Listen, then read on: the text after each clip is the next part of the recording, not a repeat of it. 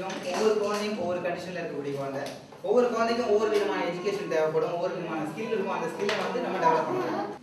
இந்த மாதிரி இந்த குழந்தைங்களுக்கு வாழ்வில் தேவைக்கு தேவையான அத்தனை விஷயங்களையும் நம்ம வந்து ஸ்பெஷலாகவும் ஒவ்வொரு மெட்டீரியல்ஸை பயன்படுத்தியும் சிறப்பாகவும் பொறுமையாகவும் ரொம்ப காலம் எடுத்துக்கிட்டாலும் அந்த ஒவ்வொரு விஷயத்தையும் நம்ம சொல்லிக் கொடுத்தே ஆகணும்.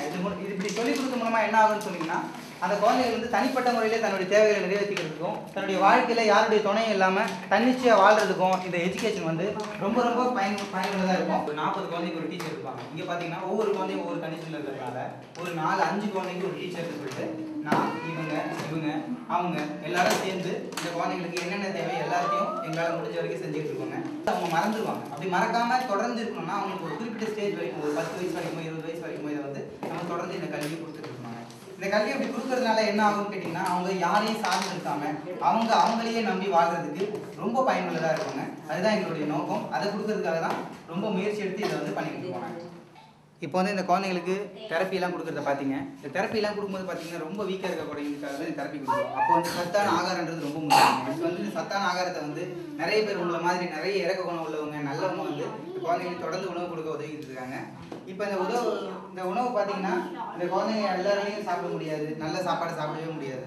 எல்லாரும் நல்ல சாப்பாடு சாப்பிடணுன்றதுக்காக நம்ம கொடுத்துட்டு இருக்கோம். டெய்லி பார்த்தீங்கன்னா உணவு சாப்பிட்றதுக்கு முன்னாடி எல்லா குழந்தைங்களும் கடவுளுக்கும் இதை கொடுத்து உதவிட்டு இருக்கிற எல்லா டோனர்ஸுக்கும் நன்றி சொல்லிட்டு இப்போ இந்த உணவை சாப்பிடுவாங்க.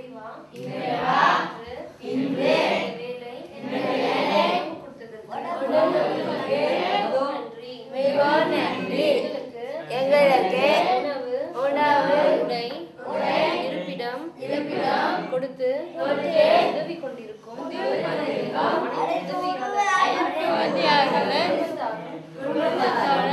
தொழிலும்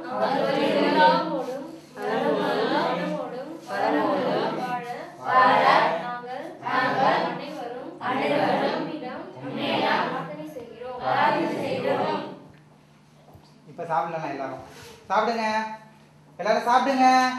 சாப்பிடு. இந்த குழந்தைங்களை பத்தியும் இவங்களுக்கு கொடுக்குற பயிற்சிகளை பத்தியும் நம்ம பார்த்தோம்.